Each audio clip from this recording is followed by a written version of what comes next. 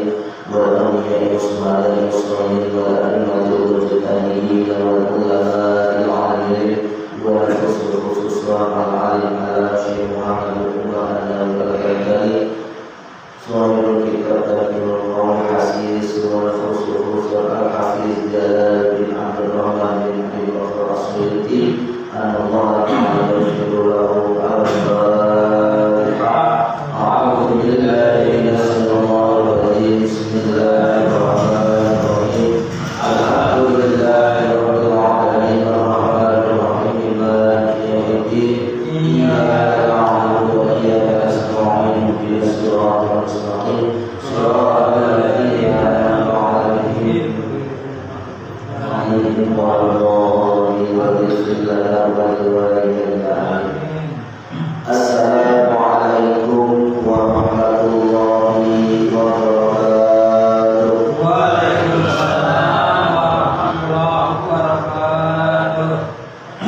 Alhamdulillahirabbil alamin wal aqibatu lil muttaqin wala 'udwana illa 'alal zalimin.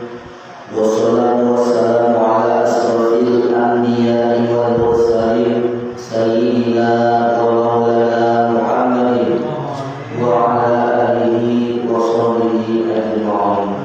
Asyhadu an la ilaha illallah wa asyhadu anna Muhammadar Rasulullah. Allahumma shalli wa sallim wa barik ala sayyidina wa habibina wa syafi'ina wa qurrati a'yunina wa maulana Muhammadin wa ala alihi wa sahbihi ajma'in. Amma ba'd. Faqala ta'ala a'udzu billahi minasy syaithanir rajim. Bismillahirrahmanirrahim. Ya ayyuhalladzina amanu taqullaha haqqa tuqatih wa la tamutunna illa wa antum muslimun. Wa qala Rasulullah sallallahu alaihi wasallam, man salaka tariqan yaltamisu bihi ilman sa'alallahu lahu tariqan ila jannah.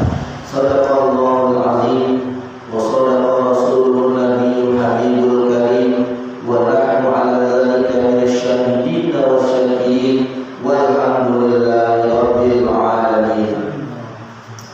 Saudara jamaah mushola al-hasanah dimuliakan Allah, wabil khusus orang tua kita sekaligus ketua DPR mushola al-hasanah di Kedua Basari, orang tua kita Bapak Haji Rasjono, Bapak Haji Sulaiman, Bapak Haji Ismailana, dan seluruhnya yang hadir pada kesempatan mushola hari ini. Yang mohon maaf bila saya sebut nama satu persatu, namun itu tidak mengurangi kesalahan serta keadilan saya. Bapak Ibu jamaah sekalian, melanjutkan kajian kita dari kitab Tafsirul Qaul. Pada kesempatan malam Rabu yang lalu kita sedikit berbeda kajiannya. Saat itu kita membawakan kitab Du'aul Nasihin. Karena saat itu ada momen di awal bulan Rajab. Nah, di kitab itu ada rekaman Rajab. Karena saat itu saya bawa kembali kepada pembahasan kita. Kita berada di bab yang kedua, bab tsani fi fadilatil la ilaha illallah.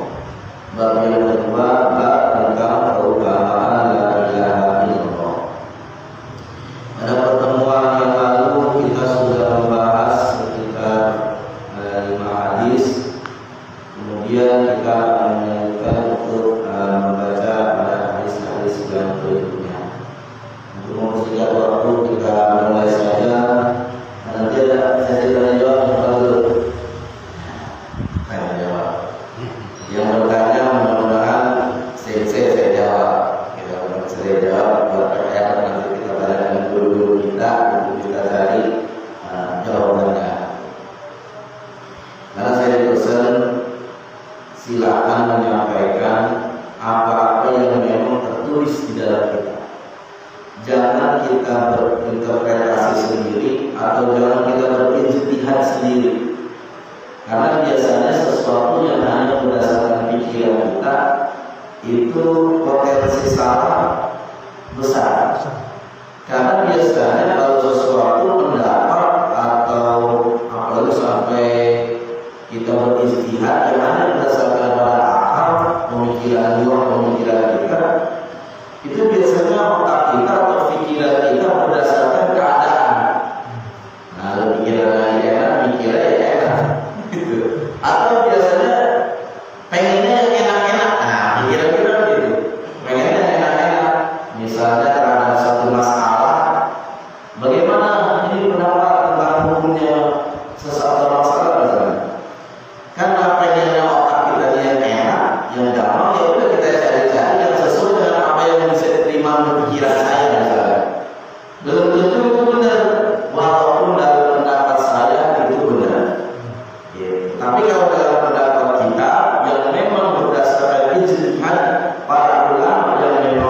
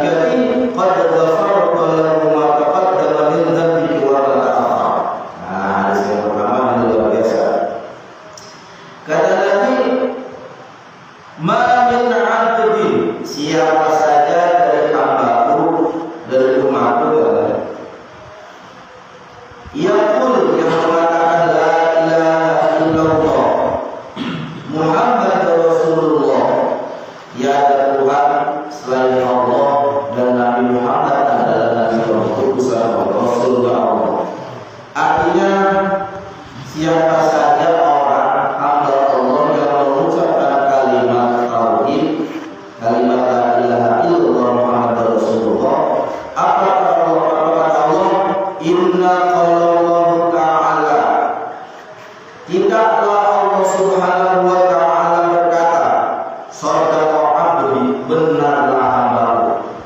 Nah, kita mengucapkan kalimat tauhid, Allah yang membenarkan kita. Kalau Allah yang membenarkan kita, yakin sahih, udah pasti aman. Kalau yang membenarkan kita pejabat, barangkali karena kita tidak mau pejabat. Yang membenarkan kita orang kaya, karena kita mungkin hambanya orang kaya. Tapi kita dibenarkan oleh Allah, berarti benar-benar kita hambanya Allah. Artinya Allah menerima kita bahwa kita ini benar-benar hambanya Allah. Allah tahu, Allah tahu. Oh, ini benar-benar hamba saya nih. Ketika kita mengucapkan kalimat tauhid itu, asyhadukum ya malaikati, saksikan olehmu wahai para malaikat Allah. Kita sudah dibenarkan nama Allah, kita yang benar hambanya Allah ketika kita mengucapkan tauhid. Kemudian Allah memerintahkan para malaikatnya untuk menjadi saksi. Wa asyhadukum ya malaikati, saksikan oleh kalian wahai para malaikatku. Apa? Qad ghafartu lahu, aku telah ampuni untuk mereka orang yang mengucapkan kalimat tauhid. Ma taqaddama min dzambika wa ma ta'akhkhar, yaitu dari dosa-dosa mereka yang telah lalu dan yang akan datang. Luar biasa. Jadi kalau kita benar-benar hamba-Nya Allah, Allah sudah mengampuni kita. Nah, dari apa dosa apa? Ayat salah, dari dosa-dosa yang kecil. Mudah. Karena hakikatnya ketika kita mengucapkan kalimat la ilaha illallah, itu kayak kalimat yang menghapus dosa kita. Ada keterangan. Walaupun seperti buih yang dilakukan ketika kita mengucapkan kalimat la ilaha illallah, artinya kita tobat kembali kepada Allah atau kita beriman kepada Allah, udah hapus. Allah nggak melihat lagi dosa-dosa yang masa lalu, nggak lihat lagi. Nah, ya Allah, kalau kita dibenarkan nama Allah, udah paling sahih, aman, paling tenang kita. Karena Allah mengakui bahwa kita hamba-Nya Allah, udah paling. Biar kata kita direndahkan oleh manusia, nah Allah yang mulia kita tidak mulia. Nah, terus selanjutnya, wa qala Rasulullah sallallahu alaihi wasallam, adu zakatan abada, keluarkanlah zakat badanmu, biyaqul la ilaha illallah, dengan kalimat la ilaha illallah. Kita disuruh bersedekah mengeluarkan zakat badan kita, Pak. Zakat badan kita. Ternyata bisa zakat dengan apa? Biyaqul la ilaha illallah, dengan kalimat la ilaha illallah. Ada keterangan hadis Nabi yang mengatakan begini, qala inna khuliqa kullu insani min bani Adam, dari setiap penciptaan insan manusia dari bani Adam, ala sittina salasa, ada 630 persendian, kata Nabi. Nabi bilang dari setiap badan manusia bani Adam ada 630 persendian. Dan ternyata ini setelah diteliti oleh ilmu pengetahuan, ilmu kesehatan, benar. Biasa. Pada saat itu belum ada teknologi yang bisa ngitung tulang sendi kita ada berapa, belum ada dokter ortopedik, belum ada dokter bedah. Tapi Rasulullah, karena Allah Rasulullah itu ucapannya wahyu. Nah, itu Nabi, faman kabarallah, siapa orang yang bertakbir, wa hamidallah, kemudian bertahmid, wa halallahu, kemudian bertahlil dengan kalimat la ilaha illallah, wa sabahullahu, kalimat takbir Allahu akbar, kalimat hamidallah alhamdulillah, kalimat kemudian wasabahullah, subhanallah, wastaghfirullah, dan istighfar, astagfirullah, mohon ampun. Dan setiap kali kita mengucapkan kalimat-kalimat thayyibah itu, wa amara bil ma'rufin wa anha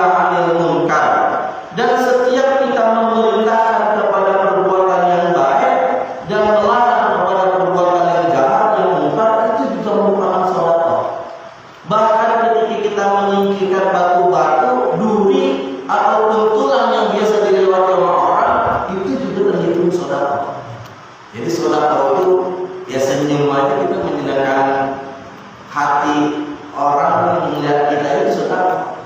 Artinya sedekah dalam pengertian luas tidak hanya kita bersedekah dalam bentuk uang atau benda atau barang, tapi segala bentuk kebaikan itu sedekah. Nah, sedekah lagi ini secara umum ada dua, ya ada dua bagian. Ada sedekah jariyah, ada sedekah fardiyah. Nah, sedekah fardiyah ini sedekah yang ketika kita keluarkan bermanfaat bagi orang lain. Ketika kemanfaatannya itu hilang, maka pahalanya selesai gitu. Nah, selanjutnya ada sedekah jariyah. Artinya sedekah yang pahalanya terus mengalir.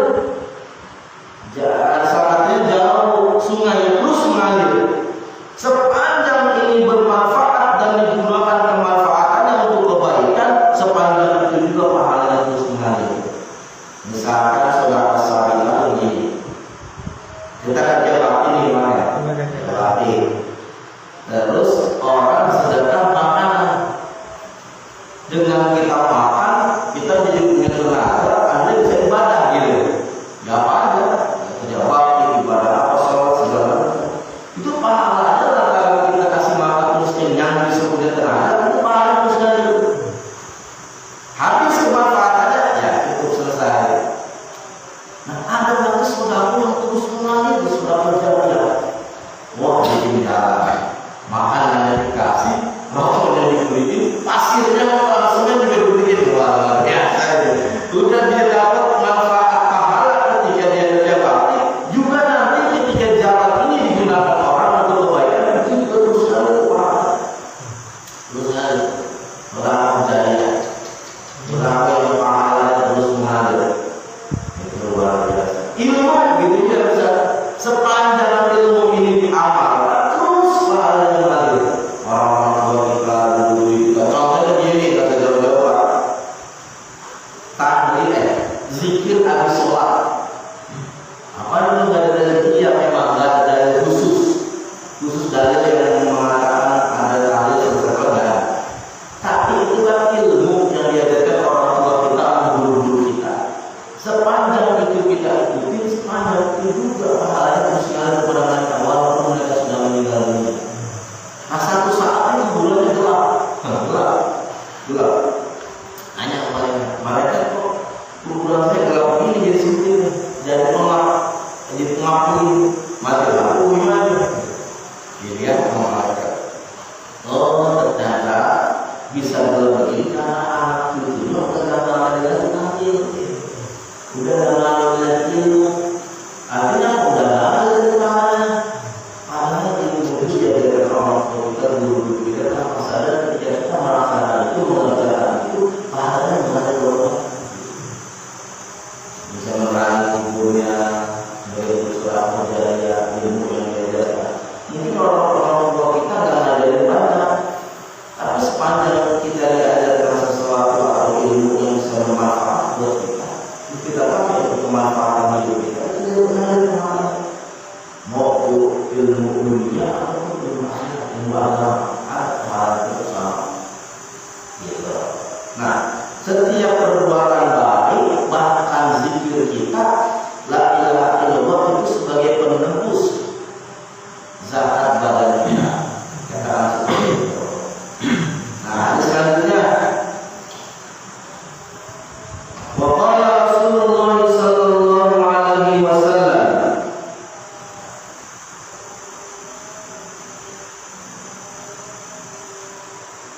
man kana awla kalamahu la ilaha illallah wa akharu kalamahu la ilaha illallah wa amal alfa sayi'ah in 'asha alfa sayi'ah la yasallahu min dhunubi wa biyah. Kata Nabi, man kana awla kalamahu la ilaha illallah, siapa orang yang kalimat pertamanya yaitu kalimat la ilaha illallah wa akhiru kalamah, dan kalimat terakhir la ilaha illallah wa amal alfa sayi'ah, seandainya dia melakukan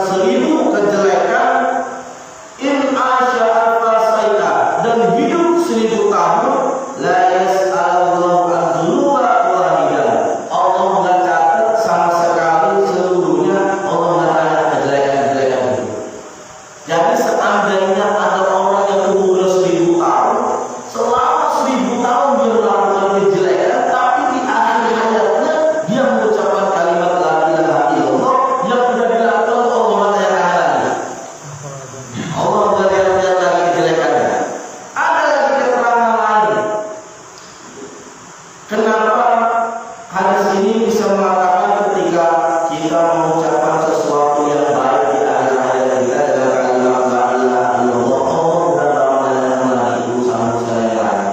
Perbuatan kita yang telah lalu sudah Allah ampuni. Karena pertama kalimat la ilaha illallah itu kalimat pengakuan bahwa kita mengakui bahwa Allah benar-benar dengan kita. Kita benar-benar hamba Allah. Dan sebagai kalimat penghapus dosa-dosa kita, kalimat yang membedakan antara kita dengan orang kafir, kalimat yang membedakan antara kita dengan orang-orang munafik, bahkan kalimat yang membedakan kita dengan hewan sekalipun. Kita mengakui bahwa kita hamba Allah dengan kalimat la ilaha illallah. Nah, kalimat yang terakhir yang kita ucapkan dengan kalimat la ilaha illallah ada keterangan lain. Man qala la ilaha illallah dakhala jannah.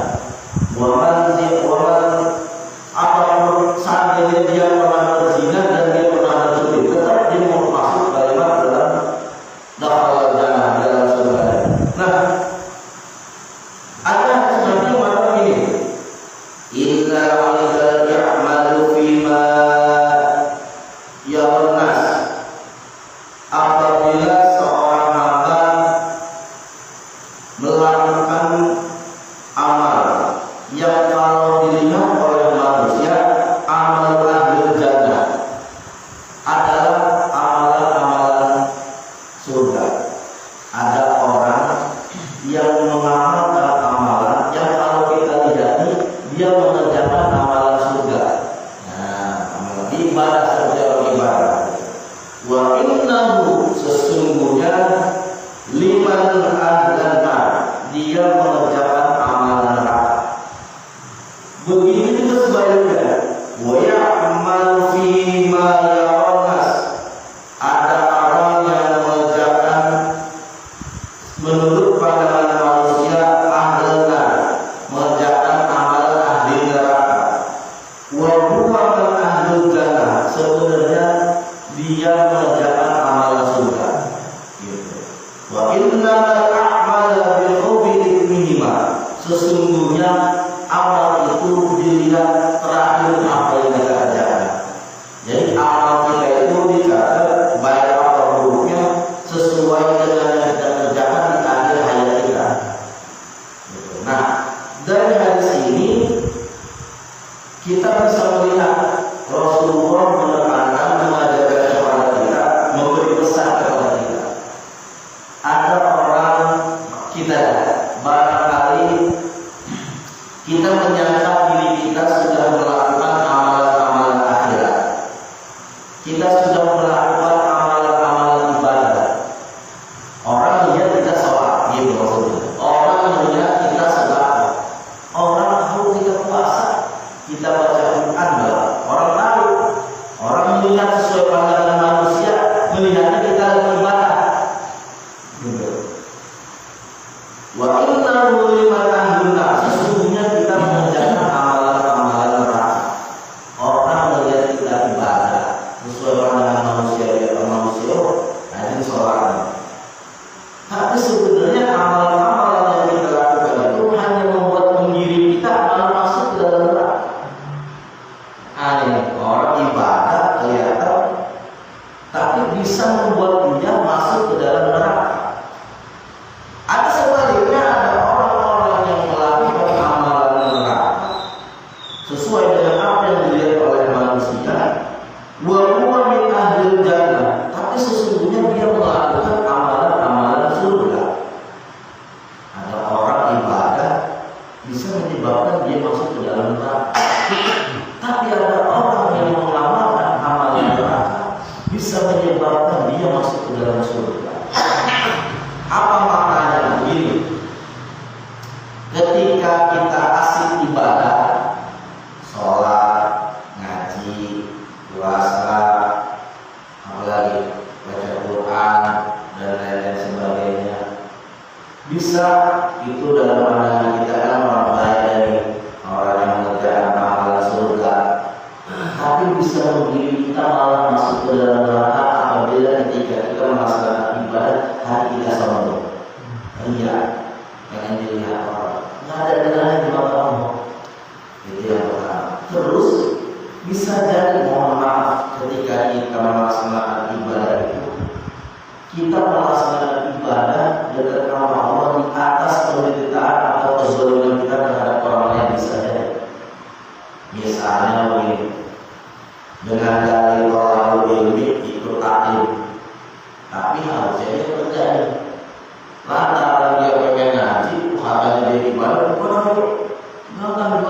misalnya.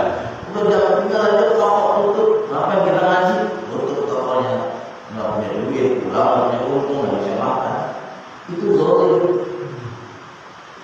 Rasulullah pernah ketika sedang menyampaikan ilmu, pernah saya sampaikan juga di mana dia sedang ngaji begini. Terus ada anak muda lewat bawa perkakas alat-alat kerja. Kemudian sahabat-sahabatnya pada duduk di orang dilaknat. Rugi ini orang apa Rasulullah menyampaikan ilmu bukan malah ikut ngaji malah pergi. Nah, Rasul malah itu ke sahabat yang begitu. Kata Nabi, kamu ngaji itu ajaran saya, tapi orang itu juga dari nafkah ajaran saya itu. Sementara kalian baru menuntut ilmu, mereka belum mengamalkan ilmu Tuhan. Artinya boleh kita nggak ngaji kalau diganti dengan sesuatu yang lebih wajib. Misalnya kita nggak ngaji lantaran kita ngurus orang tua kita, orang tua sakit, bawa ke rumah sakit. Bayangin ngaji nih, ya gimana kalau orang tua sakit? Boleh itu juga. Malah kalau kita paksa ngaji, malah dosa tuh. Karena kita meninggalkan sesuatu, mengerjakan sesuatu yang lebih wajib. Nggak ada orang lain dulu dengan kita.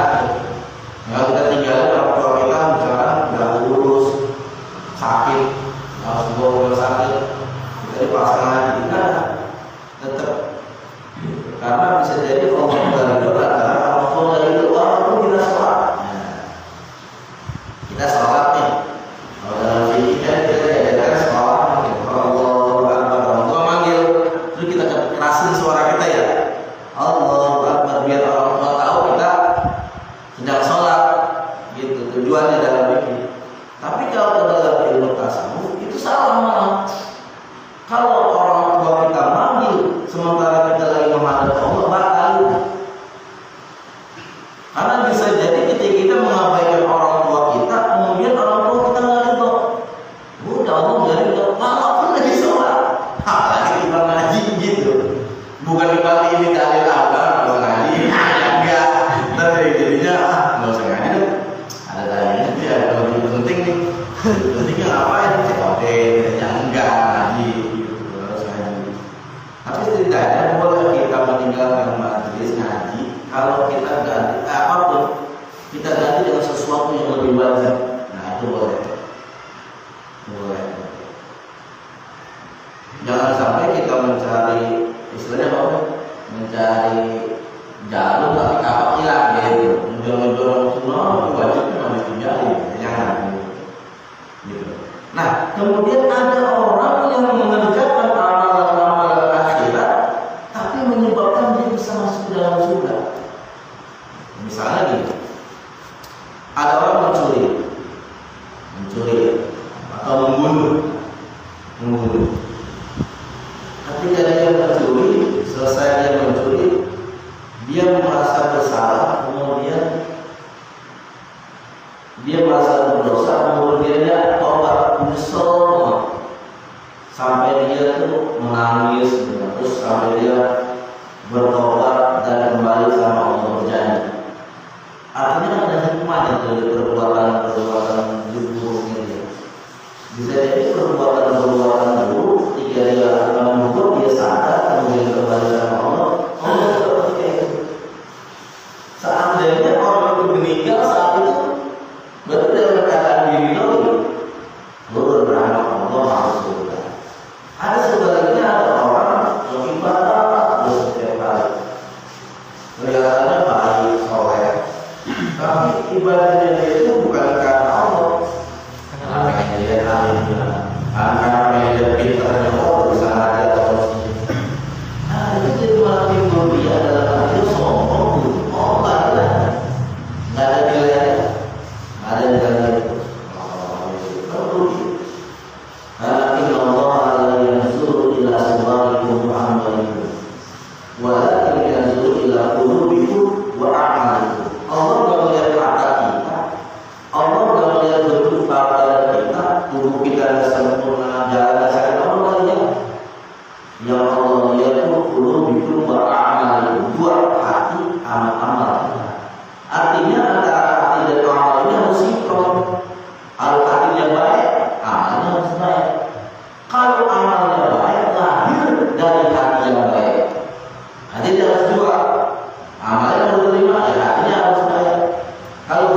tidak baik, ya bukti ya dengan apa? Dengan amal baik.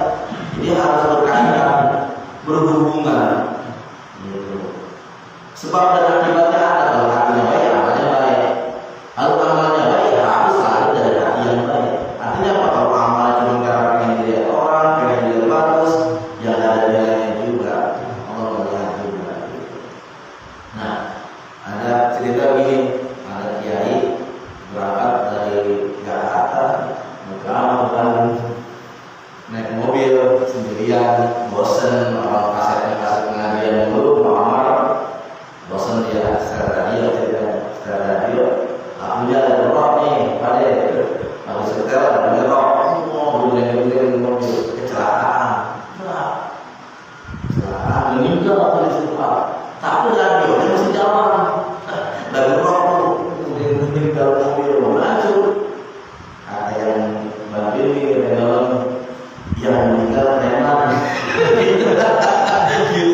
ketabrakkan preman, akhirnya dia musik rock, sebaliknya ada orang rocker dari Bandung bosan di Jakarta, sama itu juga mobil sendiri bosan, mau kaset rock dulu, ngetel radio, asap iya lagi baca selawat, meninggal juga, celaka Pak, meninggal itu Pak. Ditolongin sama orang, kata ya. Artinya apa? Kalau kita pengen baik akhir hidup kita istiqomah di dalam kebaikan. Itu istiqomah dalam kebaikan. Kalau yang kita sehari berbuat jahat ya kemungkinan besar meninggal dalam keadaan sebagai khatimah. Walaupun nanti Allah bisa takdir orang yang setiap harinya berbuat jelek, tapi di akhir hayatnya bisa berbuat baik bisa. Tapi kita namanya manusia biasa ada sebab berakibat. Kalau sehari kita melakukan kebaikan, ya insya Allah meninggal dalam keadaan baik. Harus setiap hari kita jahat, kita melakukan kejelekan, dan ibadah fasik sama Allah, ya kemungkinan kita meninggal dalam keadaan seluruh khatimah itu sangat besar. Nah, kita jaga amal kita istiqomah dalam kebaikan. Istiqomah dalam kebaikan itu bukan selalu kita mengerjakan kebaikan seperti ini, pakai sarung, pakai kopi, pakai rokok, malam-malam bukan. Tapi dalam setiap segi kehidupan kita selalu ada Allah. Kita menjadi pedagang, pedagangnya beriman, menjadi pegawai, menjadi pengusaha, apapun tetap kita taat sama Allah. Gitu, jadinya begitu. Sesuai dengan peran kita masing-masing. Kalau semuanya pengen takwa, semuanya dari musola, repot masalah hidup kita malah begitu ya. Alhamdulillah. Nah, mungkin dari sini sebelum ditutup ada pertanyaan nanti biar kita sama-sama bahas. Silakan.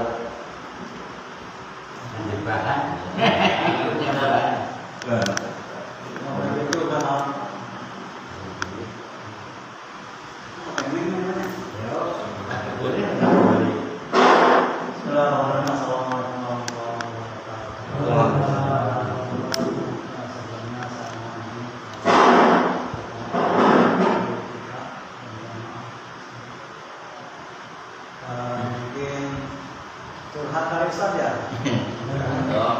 Ada curhat, ada pertanyaan. Yang pertama, alhamdulillah terkait dengan materi yang disampaikan tadi. La ilaha illallah ya. Masya Allah, saya curhat lagi. Ini begitu dahsyatnya la ilaha illallah. Apalagi orang seperti saya yang ngaji alif-alifan juga nggak tuntas, ya. Boro-boro sampai ke masalah yang lain.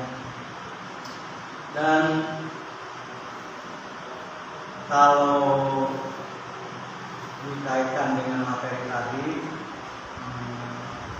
pertanyaannya ataupun curhatnya adalah itu apakah terikat dengan tempat dan waktu? Ustaz, ketika kita menyebutkan la ilaha illallah itu dalam bencana ya. Sudah. Kemudian yang kedua itu curhat nanya juga ya. Yang kedua di luar konteks materinya boleh Ustaz? Silakan kalau kita ngerti ini kita jawab pertama. Iya. Nah, sebelum saya menanyakan yang kedua terkait dengan yang tadi, Masya Allah, kalau kepala saya tegak, karena gitu ya, kalau pada saat pertemuan pertama disampaikan kita ini dianggapnya sudah bagaimana gitu ya, sudah dewasa dalam hal melaksanakan ibadah. Kalau mulai saya malah sebaliknya, Ustaz. Makanya ketika mendapat materi ini, bagaimana rasanya gitu ya? Bukannya berat, juga bukannya nggak bisa nerima. Gitu ya. Saking materi ini sangat bagus. Gitu ya. Kemudian pertanyaan yang berikut yang di luar dari konteks tadi adalah bagaimana sih Ustaz urutan tawasul yang semua tawasul baik Ustaz ya? Semua tawasul itu baik. Bagaimana sih urutannya yang lebih baik dari semua yang baik yang lebih baik gitu ya. Barangkali kalau orang seperti saya ya tawasul dari dasar yang saya tahu, tapi kalau sudah yang ngaji sama senior ini sudah ketemu segala macam para ahli dan para saya segala macam kan barangkali ya itu beliau akan sebutkan gitu ya. Ya itu pertanyaannya ya. Itu saja kan barangkali ya. Dan sebenarnya saya katakan terima kasih. Assalamualaikum.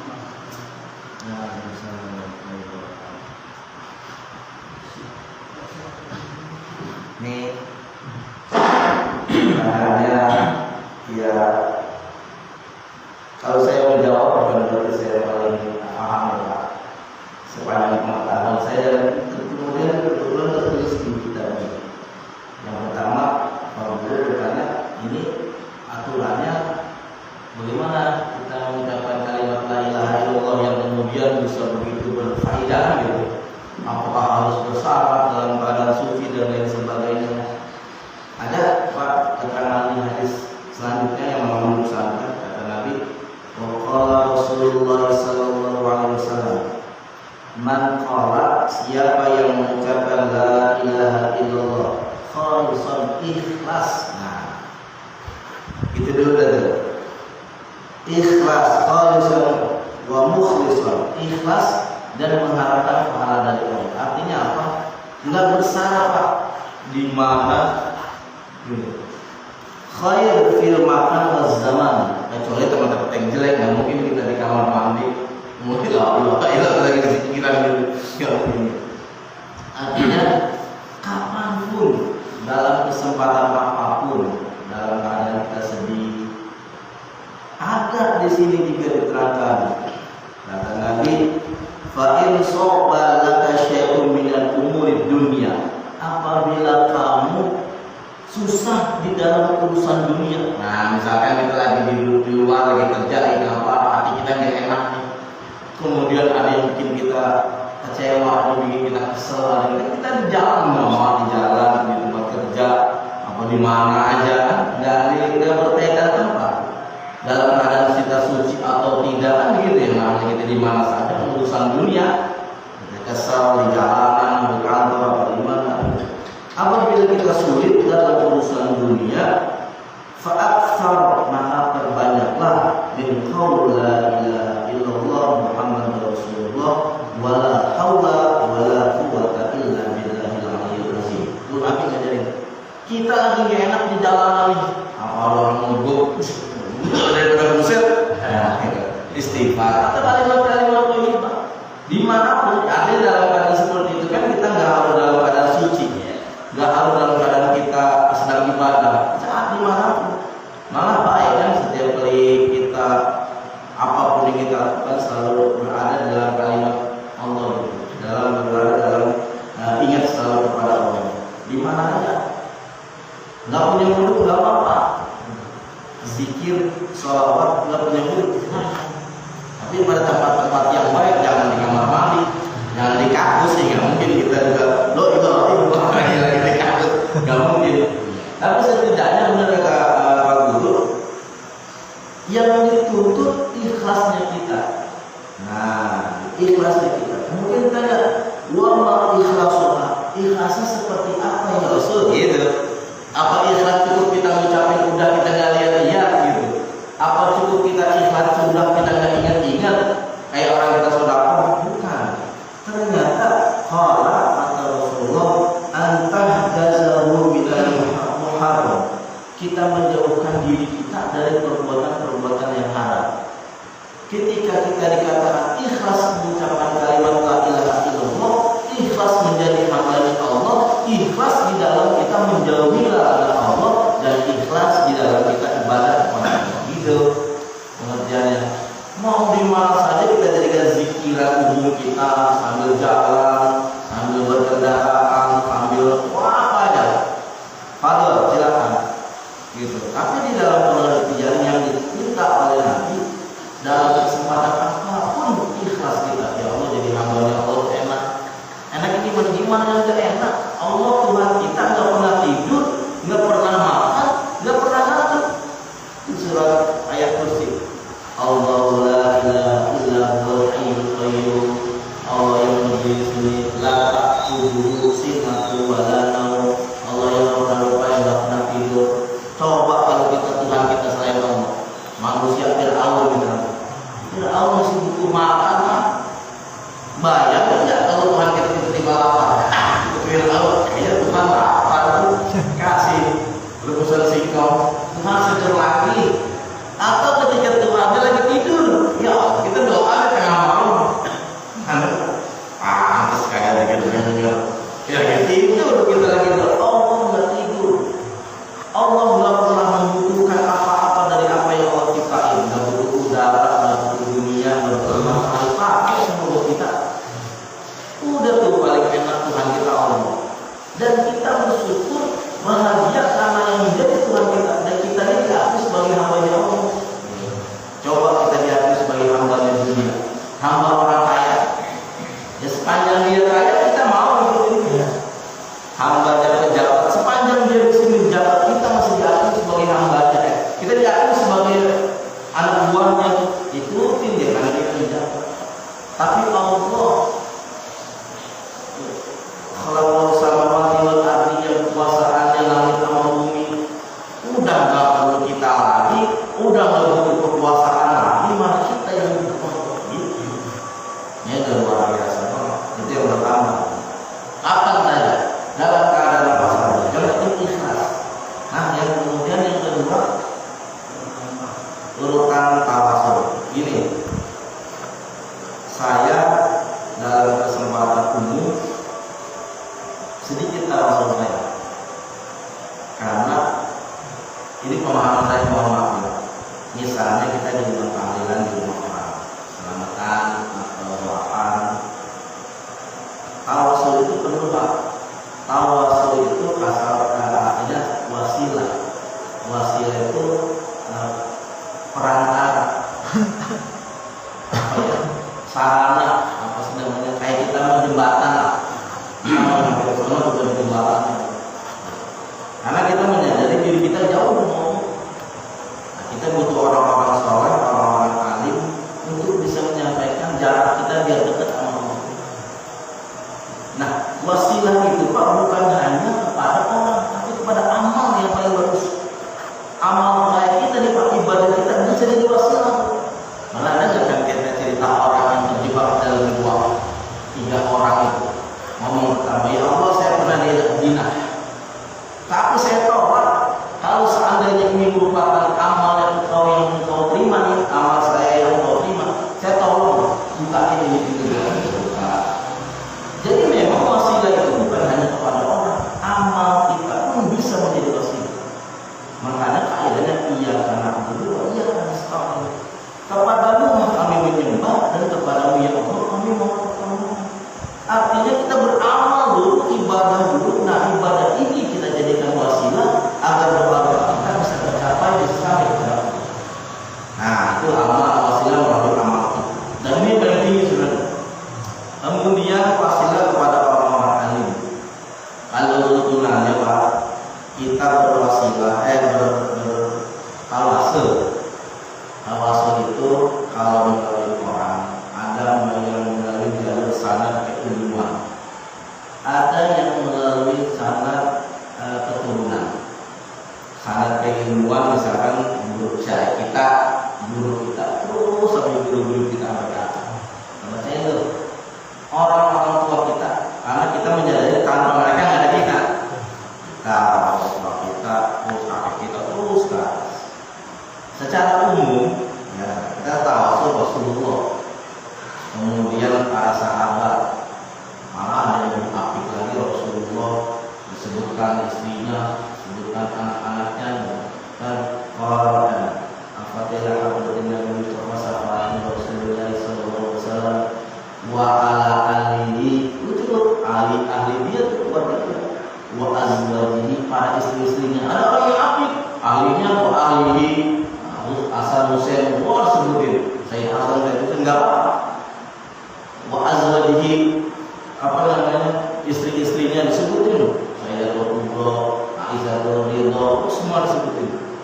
Ya, wa dzurriyyati, dan keturunan yang ahli baiti. Nah, setelah itu baiknya nih ya, kebanyakan biar keturunannya baik. Terus khulafaur rasyidin. Ada yang meninggalkan langsung kepada tabi'in bisa nilai yomidin wa naqulu Syaikhul Abdul Qadir Al-Jailani. Kenapa beliau selalu disebutkan? Karena syariat kita Pak memang dari dia. Allah ada rajulun min ashabi. Jadi laki-laki pecinta Syekh Abdul Qadir Al-Jailani Pak, ketika dia meninggal ini ditanya sama Munkar Nakir, jawabannya Syekh Abdul Qadir Al-Jailani. Syekh Abdul Qadir Al-Jailani aman tuh. Karena pernah, ini ceritanya gini, Ali bin Abi Thalib itu pernah kasafah, minta pengen melihat sesuatu di masa yang akan datang. Dia pengen tahu nih Umar kira-kira galaknya waktu meninggal masih galak nggak gitu. Di dunia jangankan orang, setan aja takut ketemu dia. Umar, setan mau tahu dia lewat situ, setan itu minggir, kata Nabi gitu. Setan aja takut. Ali pengen lihat Umarnya galaknya di kuburan masih begitu kan nih, Munkar Nakir. Nah, dikasih kasar sama Allah, bisa melihat masa depan. Ketika Umar di kuburan dibangkitin, ditanya, mana buka? Dibentak malah malaikat kamu Umar. Hei, kamu tahu saya siapa? gitu. Saya min ashabi ilallah. Saya teman kekasihnya Allah. Siapa? Muhammad. Kamu teman Nabi Muhammad? Dia takut itu malaikat. Takut itu malaikat. Kamu tahu saya siapa? Tidak tahu saya. Yang dianggap Nabi. Saya ini teman kekasihnya Allah Muhammad. Kamu berani, berani. Nah, artinya tawasul itu ke orang-orang alim, orang-orang soleh terus. Kemudian, ya kalau di sini kan panjang-panjang aja ya, Pak Guru ya. Saya juga suka memperhatikan secara pribadi. Mohon maaf. Harusnya yang namanya keuntungan yang tua yang muda gitu deh. Yang duluan siapa? Kan acak-acakan juga ada. Ada acak-acakan juga. Ini dulu, mulai dari atas. Oh, ya gitu. Acak-acakan Rasul, Rasul Sidin, Tabiin, terus yang dijalani, murid-muridnya bagus, silakan. Terus sampai ke bawah, masuk. Iya, terus ke bawah terus sampai guru kita. Kalau secara umum kan minal muslimina wal muslimat min masyariqil ardi wa magharibiha ila magharibiha. Nah, terus semuanya tuh secara umum ke bawah tawasul gitu. Nah, kalau saya tawasul, kalau saya sendirian di rumah ya dulu saya kayak zaman murid, kayak saudara murid, saya tawasul terus kayak si Muzali bin Muzali, saya tawasul anak-anaknya sama guru saya, orang tuanya. Orang tua guru saya. Tapi kalau lagi tidak diundang orang, mohon maaf ya, saya nih pendapat saya pribadi ini mah. Kalau kita diundang orang berarti orang berhajat. Kita menunaikan hajat orang itu. Yang harus kita belain kan hajatnya. Nah, kalau bisa yang kita utamakan setelah kita tawasul rapi, ya orang ahli kubur, orang yang berhajat. Kan sebab kita bisa datang, bisa kubur karena kita diundang sama orang yang punya hajat. Dan cara kita menghormati orang yang berhajat, kalau udah diundang jangan pakai bisa di luar hajat. Kemarin gini, saya insya Allah bila tanggal 4 mau berangkat ke Bandung sampai hari Minggu, mudah-mudahan. Terus nggak ada rezeki dari Bali. Emang saya diajarin kalau acara satu aja sehari jangan ya, satu dua hati. Bener. Kemarin telepon habis Johor Sabtu bisa nggak? Saya bilang bisa. Tuh lupa sama diri saya sendiri. Akhirnya terburu-buru besoknya. Saya mikir iya kita menghormati orang yang mengundang. Nggak mungkin kalau kita datang bentara, apalagi saya keluar ya, kata saya mau begini. Kita diundang, nggak menghormati yang undang. Kita udah diundang, mohon maaf nih. Datangnya kita kan nggak sia-sia. Mereka penghormatan kita luar biasa takjimnya kita. Kita datang, minta dulu, dosanya luar biasa. Berarti kalau gitu diundang bukan karena kita menghormati tamu kan? Man amana billahi wal yaumil akhir. Siapa orang yang beriman sama Allah dan hari akhir, fa'aqruhum jarahu. Maka dia memulakan tamunya, memulakan tetangganya. Bagaimana kita bisa memuliakan orang yang mengundang kita kalau datang kita pengennya buru-buru? Saya minta dulu dah, saya ada lagi acara lain. Mungkin duluan, acara juga belum selesai, malah bisa berantakan acara gitu. Jadi jadi gitu. Tawasul gitu juga. Kalau kita diundang sama orang, ini tawasul ahli kubur orang itu yang kita rapiin. Jangan kemana-mana rapi bagus atau malah memang acak-acakan. Dan juga ketika nyebut ahli kubur si hajat ini nggak jelas. Walaupun tetap sampai. Tapi hukumnya ya kita menghormati mereka yang mengundang kita, jangan sampai kita hanya mementingkan diri kita. Tawasul begitu Pak. Yang baik itu tawasul terhadap amal kita. Itu yang Allah Rasul ajarin itu. Oke, amal. Terus yang tiga apa lagi? Iya. Ya mudah-mudahan juga bermanfaatnya. Kesalahan apa yang saya ucapkan merupakan kelemahan saya. Bahwa pertanyaan yang kurang pas, jawaban yang kurang pas, sehingga mohon maaf.